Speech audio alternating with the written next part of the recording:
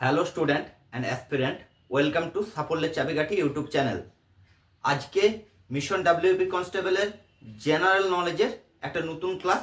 আমি 2015 সালের যে প্রিভিয়াস ইয়ারের জেনারেল নলেজের প্রশ্ন এসেছিল সেগুলো অলরেডি আমি আগের ক্লাসে শুরু করেছি, তারপর থেকে আজকে শুরু করছি। তাহলে দেখো কি কি প্রশ্ন আছে সেগুলো তোমরা ভালো করে খাতায় নোট ডাউন করো, কারণ আমি এক্সপ্লানেশন দেবো, সেই এক্সপ্লানেশনের নোটগুলো খাতায় নোট ডাউন করো।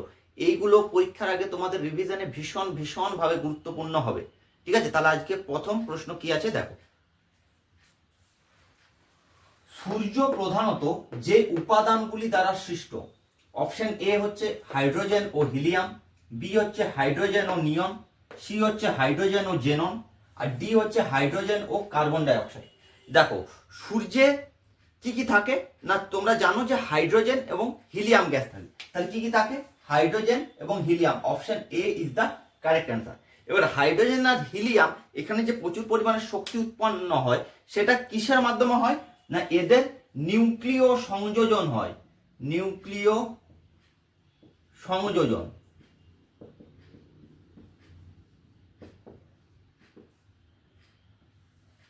Nuclear fusion. ঠিক আছে, আরেকটা হয় নিউক্লিয় বিভাজন, নিউক্লিয়ার ফিশন বলে থাকে। নিউক্লিয় বিভাজন কিন্তু এখানে হয় না, নিউক্লিয় সংযোজন হয়। তার ফলে হিট, শক্তি, আলো সমস্ত কিছু এখান থেকে নির্গত হয়। ক্লিয়ার? এইটুকু জেনে রাখো, এখানে কি হয় নিউক্লিয় সংযোজন, এটা খাতায় মাস্ট নোট ডাউন করতেই হবে। নেক্সট 6 নম্বর প্রশ্ন কি আছে দেখো। নিম্নবর্ণিত কোন রোগটি ব্যাকটেরিয়া দ্বারা সৃষ্টি হয় না? ব্যাকটেরিয়া দ্বারা সৃষ্টি হয় না বলেছে। অপশন হচ্ছে টাইফয়েড, অপশন বি হচ্ছে ইনফ্লুয়েঞ্জা, অপশন সি হচ্ছে ডিপথেরিয়া, অপশন ডি হচ্ছে কলেরা। দেখো এখান থেকে আমাকে এদের ব্যাকটেরিয়া বা ভাইরাসগুলোর নামগুলো জেনে রাখতে হবে। ঠিক আছে, কারণ হচ্ছে এই আপকামিং পরীক্ষাতে এই ব্যাকটেরিয়াগুলো বা ভাইরাসগুলোর নাম তোমাকে জিজ্ঞেস করতে পারে, যে কলেরার ব্যাকটেরিয়ার নাম কি বা ভাইরাসের নাম কি, ডিপথেরিয়ার ব্যাকটেরিয়া বা ভাইরাসের নাম কি, এগুলো জিজ্ঞেস করবে। ঠিক আছে, তাহলে দেখো টাইফয়েড যে রোগটা হয় সেটা একটা ব্যাকটেরিয়া গঠিত রোগ। সেই ব্যাকটেরিয়াটার নাম হচ্ছে সালমোনেলা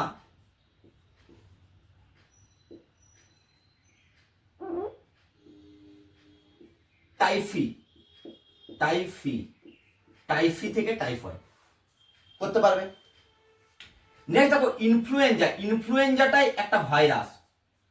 ঠিক আছে, যেটা কি হয় জ্বর, সর্দি, কাশি এগুলো হয় না, যে এর ইনফ্লুয়েঞ্জা, এখন ইনফ্লুয়েঞ্জা, এই বর্ষাকাল এখন ইনফ্লুয়েঞ্জা হচ্ছে। ইনফ্লুয়েঞ্জা মানে কি জ্বর, সর্দি, কাশি, তাহলে ভাইরাসটার নামই হচ্ছে influenza. Clear?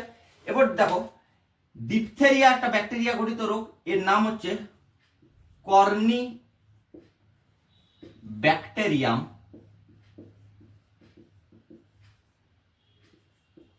Diphtheriae. Corynebacterium diphtheriae. Clear? আর কলেরাও একটা ব্যাকটেরিয়া গঠিত রোগ, এটার ব্যাকটেরিয়ার নাম হচ্ছে ভিব্রিও কলেরি। তাহলে এখান থেকে বোঝা গেল ইনফ্লুয়েঞ্জা হচ্ছে কারেক্ট অ্যান্সার। এটা ব্যাকটেরিয়া দ্বারা সৃষ্টি হয় না, এটা কিসের দ্বারা সৃষ্টি হয়? ভাইরাস দ্বারা। ক্লিয়ার? তাহলে এদের যে ব্যাকটেরিয়াগুলোর নাম বললাম এগুলো আশা করছি তোমরা খাতায় নোট ডাউন করেছো, এখান থেকে কিন্তু প্রশ্ন আসতে পারে। ক্লিয়ার? নেক্সট প্রশ্ন কি আছে দেখো। 7 নম্বর হচ্ছে ন্যাশনাল পুলিশ একাডেমি কোথায় অবস্থিত? ঠিক আছে, অপশন কি আছে? বেঙ্গালুরু, হায়দ্রাবাদ, নাগপুর, দেরাদুন। দেখো এটার কারেক্ট অ্যান্সার হবে হায়দ্রাবাদ। হায়দ্রাবাদে ন্যাশনাল পুলিশ একাডেমি অবস্থিত। এখান থেকে আরেকটা খুব ইম্পর্টেন্ট প্রশ্ন পরীক্ষায় এসে থাকে, এটা আসতেও পারে, সেই জন্য আমি বলে দিচ্ছি দেরাদুন। দেরাদুনে national forest academy, national forest academy অবস্থিত। ন্যাশনাল ফরেস্ট একাডেমিটার নাম হচ্ছে Indira Gandhi national forest academy. লিখে রাখো খাতায়, Indira Gandhi national forest academy কোথায় অবস্থিত? দেরাদুনে। এই প্রশ্নটা কিন্তু পরীক্ষায় এসে থাকে। ক্লিয়ার? বুঝতে পারা গেছে? আচ্ছা নেক্সট প্রশ্ন কি আছে দেখো। কম্পিউটার পরিভাষা অনুযায়ী টিবি এর অর্থ কি? প্রথম হচ্ছে অপশন এতে টেট্রাবাইট, বিতে হচ্ছে টেরাবাইট, সিতে হচ্ছে টেরাবিট, ডিতে হচ্ছে টেট্রাবিট। ঠিক আছে, তাহলে দেখো এখান থেকে অনেকগুলো জিনিস আমি তোমাদেরকে বলে দিচ্ছি, সেগুলো খাতায় মাস্ট নোট ডাউন করো। দেখো প্রথমে উত্তরটা বলে দিই, যে টিবির অর্থ হচ্ছে টেরাবাইট। টেট্রা নয়, টেরা বাইট, বিট নয়, বাইট, BYTE। তাহলে টেরাবাইট হচ্ছে টিবির অর্থ। এরপর দেখো, ভালো করে দেখো, আমি একদম প্রথম থেকে বলে দিচ্ছি। 1 byte, BYTE equal to 8 bit, BIT। খাতায় নোট ডাউন করো এগুলো, এগুলো কিন্তু পরীক্ষা আসবে। 1 বাইট ইকুয়াল টু 8 বিট। এরপর হচ্ছে 1 কেবি, কেবি মানে হচ্ছে কিলো বাইট, সব বাইট কিন্তু, BYT kilobyte. 1 kilobyte সমান হচ্ছে 1024 বাইট, ঠিক আছে। 1 megabyte, MB 1024 kilobyte. 1 gigabyte, GB মানে হচ্ছে gigabyte, gigabyte equal to 1024 megabyte. আর 1 টেরাবাইট যেটা টিবি সমান 1024 গিগাবাইট। তাহলে দেখো, জিবি মানে হচ্ছে গিগাবাইট, লিখে দিচ্ছি, জিবি মানে হচ্ছে গিগাবাইট, গিগাবাইট। এমবি মানে হচ্ছে মেগাবাইট, মেগাবাইট। কেবি মানে কিলোবাইট, ঠিক আছে। বুঝতে পারা গেছে? এইগুলো খাতায় নোট ডাউন মাস্ট করো। এইগুলো কিন্তু জিজ্ঞেস করবে যে 1 বিট বাইট সমান কত বিট, বলতে পারে 1 মেগাবাইট সমান কত কিলোবাইট। ক্লিয়ার? এগুলো খাতায় নোট ডাউন করে নাও চটপট, ঠিক আছে। এগুলো নোট ডাউন করে নিয়েছো। এরপর নেক্সট প্রশ্ন কি আছে দেখো। নিম্ন বর্ণিত কোন মহাপুরুষের জন্মদিনে ন্যাশনাল ইউথ ডে উদযাপিত হয়? ক্ষুদিরাম বোস, ভগৎ সিং, সুভাষচন্দ্র বোস, স্বামী বিবেকানন্দ। আগে তোমরা বলো যে ন্যাশনাল ইউথ ডে কবে উদযাপিত হয়? সেটা হচ্ছে 12ই জানুয়ারি। এটা মনে রাখবে, কারণ হচ্ছে এই প্রশ্নটা কিন্তু এবার আসতে পারে। 12ই জানুয়ারি ন্যাশনাল ইউথ ডে উদযাপিত হয় কার জন্মদিনে? না, স্বামী বিবেকানন্দের জন্মদিনে। তাহলে option D is the correct answer, Swami Vivekananda. এখান থেকে যেটা এক্সট্রা ডেটা সেটা হচ্ছে 12ই জানুয়ারি। এটা কিন্তু খুব ইম্পর্টেন্ট। 12ই জানুয়ারি হচ্ছে ন্যাশনাল ইউথ ডে উদযাপিত হয় প্রতি বছর। ক্লিয়ার? নেক্সট দেখো, 2011 জনগণনা বা আদমশুমারি অনুযায়ী ভারতবর্ষের লিঙ্গ অনুপাত কত? সেন্সাস 2011 দিয়েছে, 2011 পরে এখনো পর্যন্ত কোনো সেন্সাস হয়নি, ঠিক আছে, যার ডেটা এখনো আসেনি। তাহলে 2011 থেকে কিন্তু এখনো পর্যন্ত পরীক্ষায় প্রশ্ন আসবে। তাহলে 2011 জনগণনা আদমশুমারি অনুযায়ী ভারতবর্ষের লিঙ্গ অনুপাত অ্যাকচুয়ালি হচ্ছে 943। মানে 1000 জনের মধ্যে 943 জন হচ্ছে ফিমেল, 1000 জন মেলের মধ্যে। তাহলে এখানে কাছাকাছি অপশন যেটা আছে সেটা হচ্ছে 940। Option D is the correct answer, কিন্তু অ্যাকচুয়াল অ্যান্সার হবে 943। এখান থেকে আরো কিছু এক্সট্রা ডেটা তোমাকে জেনে রাখতে হবে। সেটা হচ্ছে কেরালা, কেরালার লিঙ্গ অনুপাত হচ্ছে হাইয়েস্ট, প্রায় 1084। আর হরিয়ানা এর লিঙ্গ অনুপাত হচ্ছে লোয়েস্ট, এটার ভ্যালু হচ্ছে 879।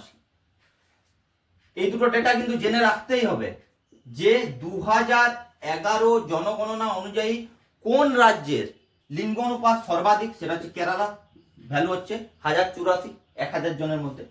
আর লোয়েস্ট কোনটা? সবচেয়ে কম হচ্ছে হরিয়ানা, 879। আর এখান থেকে আরেকটা ডেটা বলে দিই যেটা পরীক্ষায় আসে, ঠিক আছে, সেটা হচ্ছে সাক্ষরতার হার।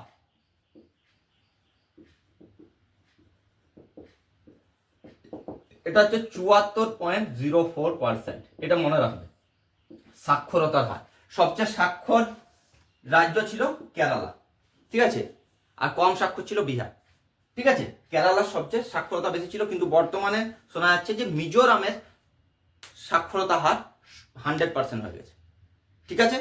এটা আসুক নতুন সেন্সাস, তখন বোঝা যাবে। এখান থেকে এই ডেটাগুলো জেনে রাখো, খাতায় নোট ডাউন করো। ক্লিয়ার? আচ্ছা, আজকের ক্লাসের শেষ প্রশ্ন, সায়েন্সের একটা প্রশ্ন কি আছে দেখো। সঠিক শব্দটি মেলান। কারেন্ট, রেজিস্ট্যান্স, পাওয়ার, টেম্পারেচার। চ এখানে দিয়েছে, অ্যাকচুয়াল টেম্পারেচার মানে অ্যাকচুয়াল ইংরেজিটাকে লিখেছে তো বাংলাতে, তাহলে প্রশ্নতে কিন্তু চ আছে, আমি ঠিক করে দিলাম টেম্পারেচার অ্যাকচুয়ালি। তাহলে এদিকে কি আছে? Ohm, ampere, kelvin, watt. তার মানে কি? একক দিয়েছে, ঠিক আছে। কোনটা কার একক? দেখো যারা আমার সায়েন্সের ক্লাসগুলো দেখেছো, ফিজিক্সের প্রথম ক্লাস ছিল একক মাত্রা, সেই একক মাত্রাতে এগুলো কিন্তু আমি করিয়েছি এবং বারবার বলেছি যে ইংরেজি টার্মগুলো কিন্তু তোমাদেরকে জেনে রাখতে হবে। দেখো এখানে সব কিন্তু ইংরেজি টার্মগুলো বাংলা করে লিখেছে, ঠিক আছে, মানে বাংলাতে লিখেনি, অনুবাদ করেনি, ইংরেজি টার্মটাকে বাংলা অক্ষরে বা হরফে লিখেছে। কারেন্ট, ঠিক আছে, কারেন্টের একক কি? কারেন্টের একক হচ্ছে অ্যাম্পিয়ার। কারেন্ট মানে হচ্ছে প্রবাহ মাত্রা, প্রবাহ মাত্রা যা একক কারেন্টের তাই। রেজিস্ট্যান্স, রেজিস্ট্যান্সের বাংলা হচ্ছে রোধ, রোধের একক হচ্ছে ওহম, তোমরা জানো। দেখো রেজিস্ট্যান্স মানে যে রোধ, এটা যদি না জানো তাহলে কিন্তু করতে পারবে না। তো রেজিস্ট্যান্স মানে হচ্ছে রোধ, রোধের একক হচ্ছে ওহম। পাওয়ার, পাওয়ার মানে কি? পাওয়ার মানে হচ্ছে ক্ষমতা, ক্ষমতার একক কি? ওয়াট। আর টেম্পারেচার, টেম্পারেচার মানে হচ্ছে উষ্ণতা, উষ্ণতার একক কি? কেলভিন। ক্লিয়ার? তাহলে কি হলো দেখো আমার এখান থেকে 1 2 2 1 3 4 4 3 এটা পেলাম। ভালো করে দেখো, তাই তো অল্টারনেট 1 2 2 1 3 4 4 3 কোথায় আছে? কোথায় আছে? এই দেখো 1 2 2 1 3 4 4 3, option D is the correct answer.